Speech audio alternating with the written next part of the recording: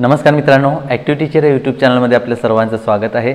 मित्रांनो, आपण प्रत्येक आठवड्याला आनंदाई शनिवार या उपक्रमाअंतर्गत आपल्या शाळेमध्ये कोणकोणत्या ॲक्टिव्हिटीज कृती घेऊ शकतो याविषयीची माहिती बघत आहोत। आतापर्यंतच्या सर्व कृती ॲक्टिव्हिटीज ज्या आपण बघितलेल्या आहेत ते नक्कीच तुम्हाला आवडलेल्या असतील। तर मित्रांनो, आता याही आठवड्यात येणाऱ्या शनिवारी आपण कोणकोणत्या मजेदार ॲक्टिव्हिटीज कृती उपक्रम आपल्या शाळेमध्ये राबवू शकतो, घेऊ शकतो, ज्याच्यामुळे विद्यार्थ्यांचं जे अध्ययन आहे ते आनंददायी मजेदार होईल याविषयीची माहिती आपण या व्हिडिओमध्ये पाहणार आहोत।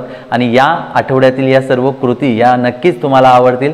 चला तर आता अधिकचा वेळ न दवडता आपण या भागाला सुरुवात करूया।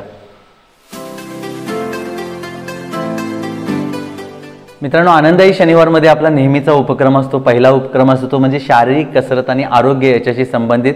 तर मित्रांनो, या आठवड्यामध्ये आपण शारीरिक कसरत आणि आरोग्य या घटकामध्ये रनिंग, दोरी उड्या आणि लंगडी या ॲक्टिव्हिटीज आपण आपल्या मुलांकडून करून घेऊ शकतो।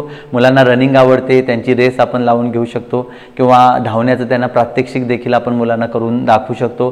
त्याचबरोबर दोरीवरच्या उड्या असतील, लंगडी खेळ असेल, लंगडीची शर्यत असेल किंवा ग्रुपमध्ये लंगडी खेळणे असेल, तर या खेळांच्या माध्यमातून मुलांचा शारीरिक विकास नक्कीच होतो। त्यामुळे या आठवड्यामध्ये आपण हे मजेदार खेळ मुलांचे नक्कीच घेऊ शकतो। त्याचबरोबर नेहमीप्रमाणे आपण आपल्या विद्यार्थ्यांची प्राथमिक आरोग्य तपासणी करायची आहे। सर्व गोष्टी मुलांच्या तपासून त्यांना योग्य त्या सूचना आपण विद्यार्थ्यांना द्यायच्या आहेत। आणि शेवटी दर आठवड्याला आपण एका आजाराविषयीची माहिती बघत असतो। तर मित्रांनो, मंकी पॉक्स नुकतंच आपल्या सर्वांना माहिती असेल, मंकी पॉक्स भारतामध्ये देखील त्याचा फैलाव सुरू झालेला आहे। तर या आजाराबद्दलची जी काही माहिती आहे ती आपण आपल्या विद्यार्थ्यांना त्याची ओळख करून द्यायची आहे। हा आजार कसा होतो, कोणामुळे होतो, त्याची लक्षणे काय आहेत, कोणती खबरदारी घेतली पाहिजे। त्यामुळे या आठवड्यामध्ये आपण मंकी पॉक्स या आजाराबद्दलची माहिती नक्कीच आपल्या विद्यार्थ्यांना देऊ शकतो। यानंतर मित्रांनो, या आठवड्यासाठी आपण पुन्हा एकदा माइंडफुलनेस ही ॲक्टिव्हिटी निवडलेली आहे। मागे 2 आठवड्यांपूर्वी आपण माइंडफुलनेसमधील ॲक्टिव्हिटी बघितली होती। तर या आठवड्यामध्ये पुन्हा एकदा आपण माइंडफुलनेस म्हणजे मनाची शांतता, पाठीमागं काय झालं, भविष्यात काय होणार आहे यापेक्षा वर्तमानाचा आनंद लुटणं यालाच माइंडफुलनेस म्हणतात। तर या अंतर्गत मित्रांनो, आपण या शनिवारी माइंडफुल ड्रॉइंग ही ॲक्टिव्हिटी नक्कीच घेऊ शकतो। मुलांना त्यांच्या आवडीचं, त्यांना जे काही कलाकुसर करायचे आहे, जे काही ड्रॉ करायचं आहे ते ड्रॉ करायला सांगायचं। त्याला जसे आवडतात तसे कलर त्याच्यामध्ये भरायला लावायचे आणि शांतपणे त्यांना त्या गोष्टी सर्व करायला लावायच्या। त्याच्या मनामध्ये ज्या काही आयडियाज आहेत त्या सर्व कागदावर उमटवायला लावायच्या। आणि हे ॲक्टिव्हिटी चालू असताना एखादं सायलेंट बॅकग्राऊंड म्युझिक जर तुम्ही लावलात मस्त सुमधुर असं, तर नक्कीच ते त्या वातावरणामध्ये पॉझिटिव्हिटी क्रिएट करतं। त्यामुळे मित्रांनो, या आठवड्यामध्ये आपण माइंडफुलनेस अंतर्गत माइंडफुल ड्रॉइंग ही ॲक्टिव्हिटी नक्कीच घेऊ शकतो। आणि जर तुमच्या शाळेच्या परिसरामध्ये एखादी बाग आहे, शाळेच्या आवारात झाडं वगैरे असतील, बगीचा असेल, तर अशा ठिकाणी सावलीमध्ये बसवून, वरांड्यावर वगैरे बसवून, मुलांना जिथं आवडतं तिथं बसवून जर आपण ॲक्टिव्हिटी घेतली तर अजून मुलांना त्याच्यामध्ये मजा येऊ शकते, आनंद येऊ शकतो। फक्त बाहेर बसवत असताना आपण योग्य ती खबरदारी घ्यायची आहे।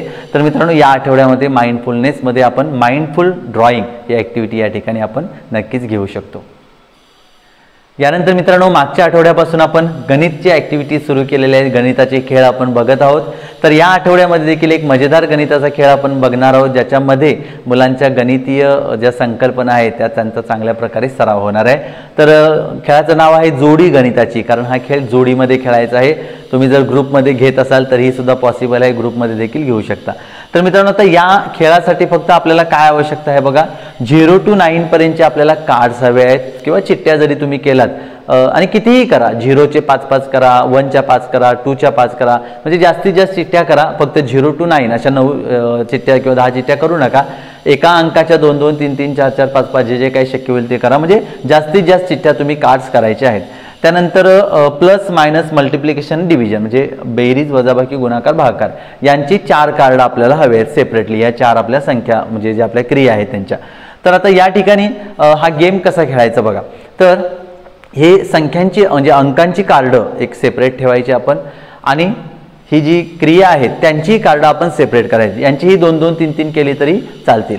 आणि जोगांची जोडी आपण इथे उभा करणार आहे आणि त्या जोडीला आपण फक्त उत्तर सांगायचं आहे। म्हणजे समजा मी म्हटलं मला 15 हे उत्तर हवं आहे, आता 15 हे उत्तर येण्यासाठी त्या दोघा जोडीने काय करायचं आहे, ह्या कार्डांकडे द्यायचं आहे। याच्यातले जे कुठले नंबर त्यांना हवेत ते घ्यायचे आणि जी कुठली क्रिया हवी ती घ्यायची आणि ते गणित तयार करायचं ज्याचं उत्तर 15 आलं पाहिजे. मग मुलं 9 + 6 15 करतील, बरोबर, किंवा 20 - 5 15 करतील, 10 + 5 15 करतील, कोणी 5 × 3 15 करेल, बरोबर ना. अशा पद्धतीने ही ॲक्टिव्हिटी आपण घ्यायची आहे. आपण फक्त विद्यार्थ्यांना म्हणजे ती जोडी असेल त्या जोडीला आपण फक्त उत्तर सांगायचं आहे आणि त्या उत्तराचं गणित त्या मुलांनी तयार करून आणायचं आहे, उदाहरण त्या मुलांनी तयार करून आणायचं आहे. मग तुम्ही इयत्ता निहाय छोटे वर्ग असतील, लहान वर्ग असतील तर छोटी उत्तरं देऊ शकताय, म्हणजे 15, 20, 30, 25, 40 अशा पद्धतीनं. मोठे वर्ग असतील तर थोडे मोठे देऊ शकताय, किंवा वरच्या वर्गांना आपण डायरेक्टली म्हणू शकतो की चला मला 80 हे उत्तर येईल असं एक गणिताचं उदाहरण, गुणाकाराचं उदाहरण बनवून आण. स्पेसिफिक आपण क्रिया देखील त्यांना सांगू शकतो मोठ्या वर्गांना, वरच्या वर्गांना. तर ही एक मजेदार ॲक्टिव्हिटी आहे मित्रांनो. याच्यामुळं काय फायदा होणार आहे की मुलं उत्तर न शोधता त्या उत्तराचा प्रश्न शोधणार आहेत.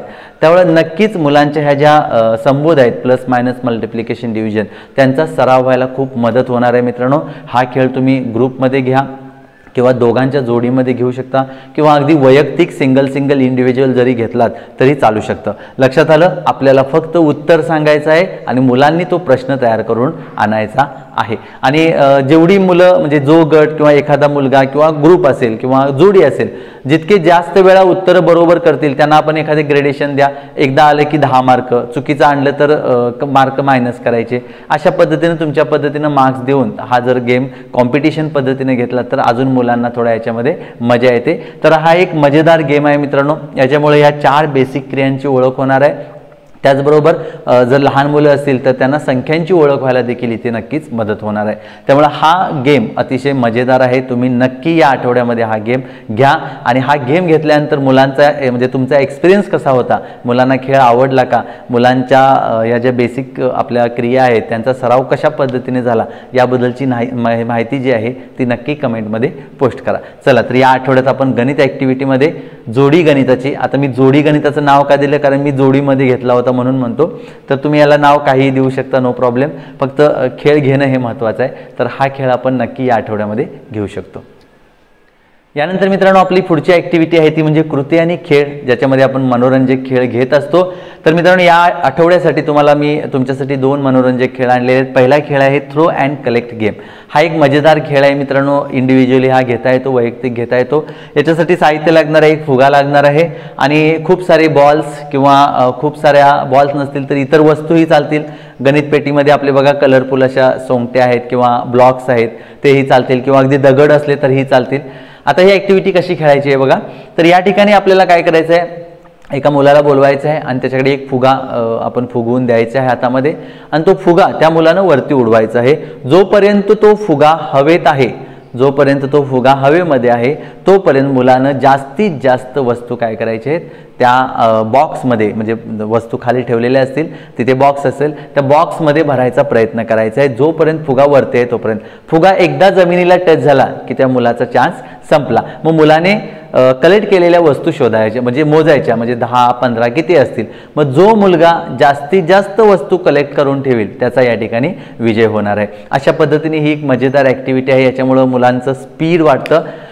ही ॲक्टिव्हिटी अजून एका वेगळ्या पद्धतीने देखील करता येते की जो मुलाने बॉल खाली पडू न देता दोघांमध्ये देखील ही ॲक्टिव्हिटी करू शकतो. 2 गटांमध्ये दोघांनाही 2 बॉल द्यायचे, मुलांनी ते वरती उडवायचे आणि खूप साऱ्या वस्तू साईडला ठेवायच्या आणि त्या सगळ्या वस्तू मुलांनी बॉल पडू न देता भरायच्या. जो जास्तीत जास्त वस्तू भरेल तो विनर असेल. तर ही एक मजेदार ॲक्टिव्हिटी आहे, तुम्ही नक्कीच या ठिकाणी या आठवड्यामध्ये घेऊ शकता.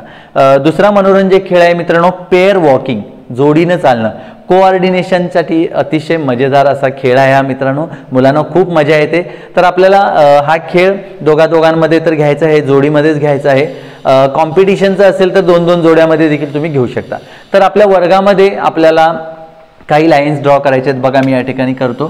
तर समजा अशा पद्धतीनं झिगझॅगवाल्या स्लॅन्टिंग लाईन, तिरप्या लाईन अशा ड्रॉ करायच्या आहेत. सरळ नको, अशाच तिरप्या असायला हव्यात. आणि एक मुलगा इथं थांबेल, दुसरा मुलगा इथं थांबेल आणि दोन्ही मुलांनी आपले हात पकडायचे आहेत, बरोबर. आता एक लक्षात घ्या, तुमच्या वर्गातील जी मुलांचं वयोगट आहे त्या वयोगटाचा विचार करून याच्यामधलं अंतर ठेवा. पहिलीची मुलं असतील तर थोडंसं अंतर कमी ठेवा, कारण त्यांचे हात लहान असतात, उंचीला लहान असतात मुलं, बरोबर ना. थोडी मोठी असतील म्हणजे जशी मोठी मोठी मुलं जातील तशी ती अंतर वाढवत जावा. आणि मुलांनी काय करायचं आहे, आपले हात, आता मी एक मुलगा आहे, माझ्या समोर एक मुलगा असणार आहे आणि मी इकडच्या लाईनवर असणार, माझ्या समोरचा मुलगा दुसऱ्या लाईनवर असणार आहे. आपले हात एकमेकांना पकडायचे आणि दोघांनाही या लाईनवरून चालायला सुरुवात करायची इथपर्यंत, बरोबर ना.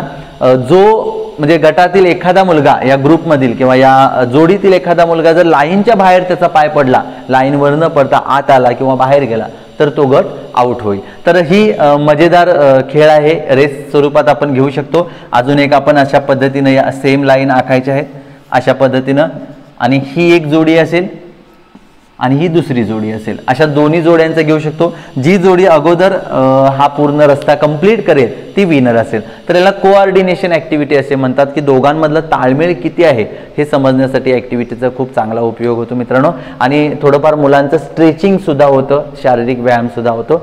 तर ही एक मजेदार ॲक्टिव्हिटी, पेअर वॉकिंग ॲक्टिव्हिटी तुम्ही या आठवड्यामध्ये नक्कीच घेऊ शकता. तुम्हाला जो खेळ पॉसिबल आहे तुमच्या वेळेनुसार तुम्ही या ठिकाणी घेऊ शकता. आता मित्रांनो, आपण 7-8 ॲक्टिव्हिटी प्रत्येक शनिवारी बघत असतो.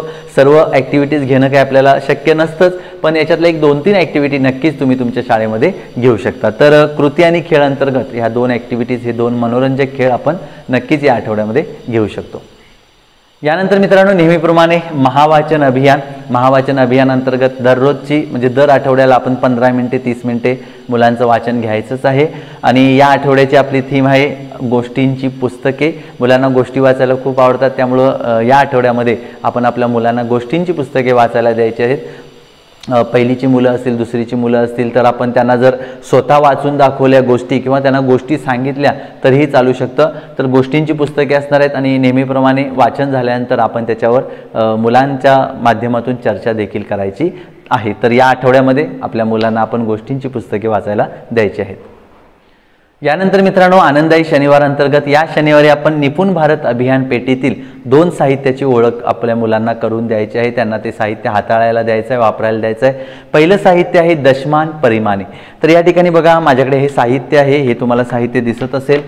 निपुण भारत अभियानची जी नवीन पेटी आपल्याला मिळाली आहे त्याच्यामध्ये हे साहित्य आहे. खूप मस्त साहित्य आहे मित्रांनो. या ठिकाणी बघा, दशमान परिमाणे आहेत. याच्यामध्ये मित्रांनो एककपासून दशाब्जपर्यंतच्या संख्यांची ओळख आहे.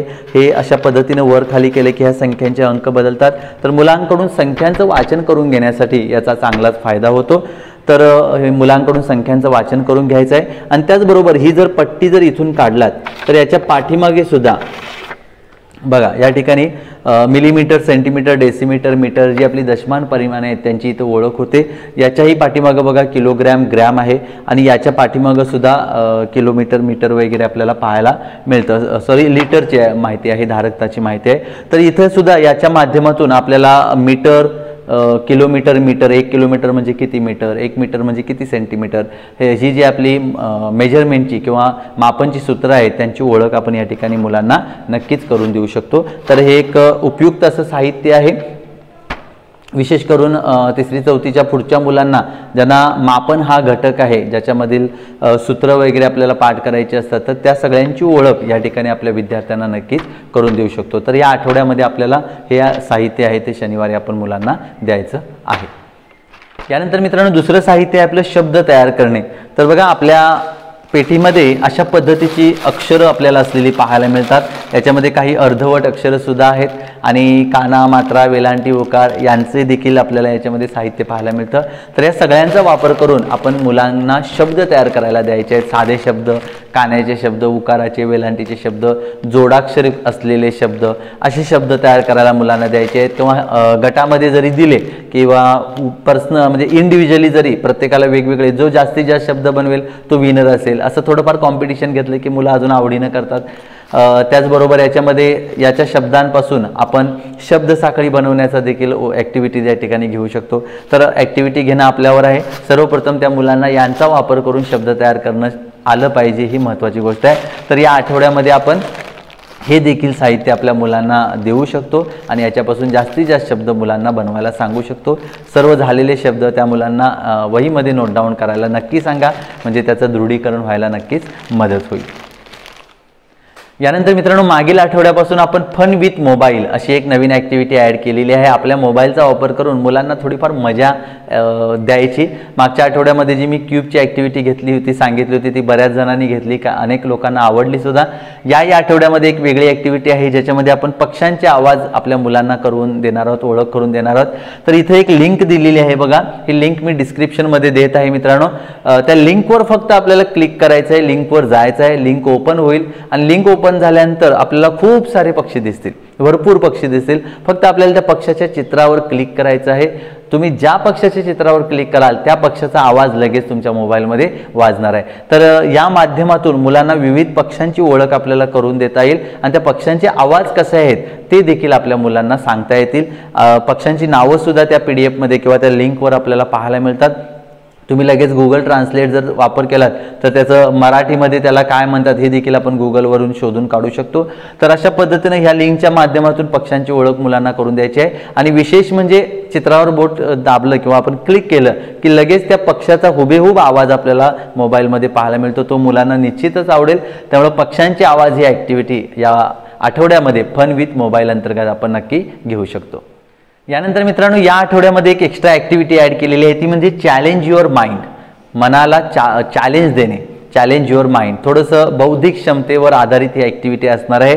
तर ही एक नवीन ॲक्टिव्हिटी सुरू केलेली आहे. तर ही देखील तुम्ही आपल्या वर्गामध्ये घेऊ शकता या शनिवारी.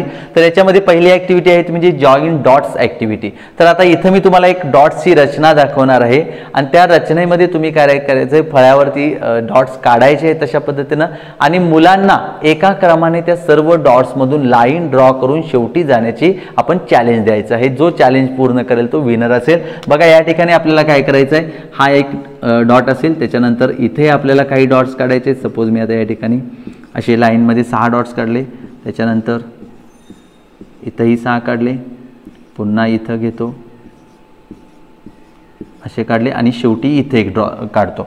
तर मुलांनी या ठिकाणी इथून सुरुवात करायची आणि इथं या ठिकाणी शेवटला जायचं आहे. मुलं अशा पद्धतीनं सुरुवात करतील, अशा पद्धतीनं जातील, पण इकडे तर जाता येणार नाही मला, बरोबर ना. मग मुलांनी विचार करून इथून सुरुवात झाली पाहिजे आणि शेवटची लाईन इथं आली पाहिजे. मग काय करता येईल, कसं करता येईल हे मुलांनी विचार करायचं आहे. याचा स्क्रीनशॉट वाटलं तर काढून घ्या तुम्ही. अशा पद्धतीने हे तुम्ही मुलांना द्यायचे आहेत. अशा 3 आडव्या लाईन आणि वरती एक आणि खाली एक डॉट अशा पद्धतीनं. तर ही एक मजेदार ॲक्टिव्हिटी आहे. मुलांच्या बौद्धिकतेला म्हणजे बुद्धीला चालना मिळण्याच्या दृष्टीनं ही खूप चांगली ॲक्टिव्हिटी आहे. मुलं खूप विचार करतात, बाबा मला कुठून गेलं पाहिजे, कसं गेलं पाहिजे, जेणेकरून मी पहिल्या डॉटपासून शेवटच्या डॉटपर्यंत पोहोचेन. तर चॅलेंज युअर माइंड ही आता प्रत्येक शनिवारी मी अशा पद्धतीची एक ॲक्टिव्हिटी तुम्हाला देणार आहे आनंदाई शनिवार अंतर्गत. तर नक्कीच ही ॲक्टिव्हिटी घ्या. मुलांना मजा पण येते आणि मुलांच्या म्हणजे बुद्धीला खुराक पण मिळतो, बुद्धीला चालना देणारे हे प्रश्न असतात.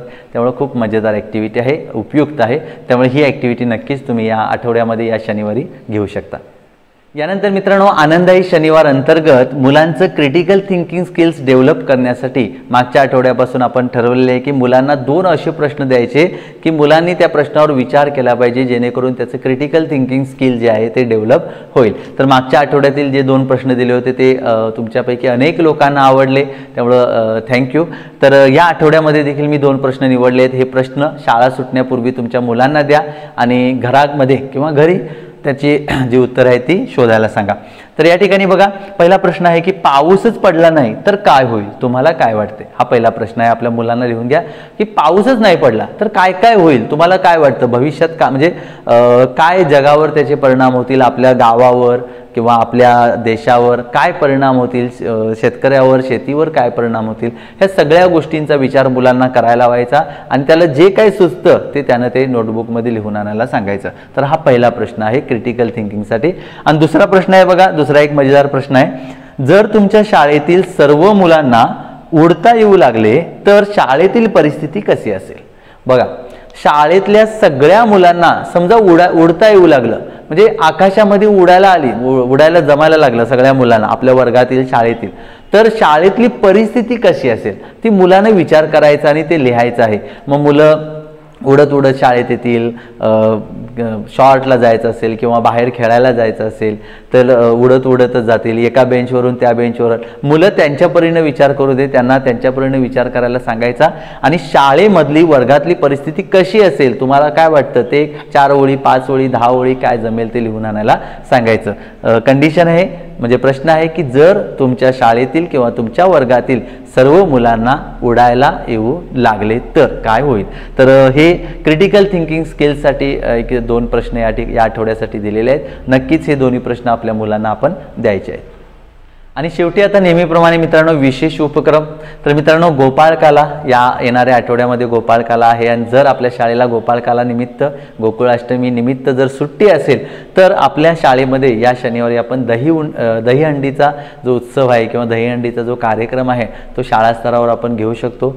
मुलांना कृष्णच्या वेशामध्ये येऊन एखादी दहीहंडी लावून आपण ती फोडून तो उत्सव जो आहे तो साजरा करू शकतो. फक्त हे सर्व करत असताना आपण खबरदारी घ्यायची आहे कारण मुलं एकामेकावर उभा राहून ते सर्व करणार आहेत. त्यामुळे योग्य ती खबरदारी घेऊन आपण या आठवड्यामध्ये दहीहंडीचा उत्सव देखील साजरा करू शकतो जर तुमच्या शाळेला गोकुळाष्टमी निमित्त सुट्टी असेल तर.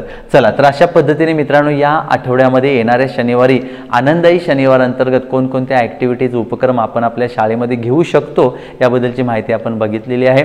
याच्यातले जे उपक्रम ज्या ॲक्टिव्हिटीज तुम्हाला सुटेबल वाटतील, योग्य वाटतील, चांगल्या वाटतील त्याच्यातली 1 घ्या, 2 घ्या, 3 घ्या, तुम्हाला जेवढे सुटेबल होईल, शक्य होईल, पॉसिबल होईल तेवढ्या आपण आपल्या शाळेमध्ये घ्यायचे आहेत. आणि या ॲक्टिव्हिटीज कशा वाटल्या ते नक्की कमेंटमध्ये लिहायचं आहे. चला तर मित्रांनो आता भेटूया पुढच्या भागामध्ये. धन्यवाद.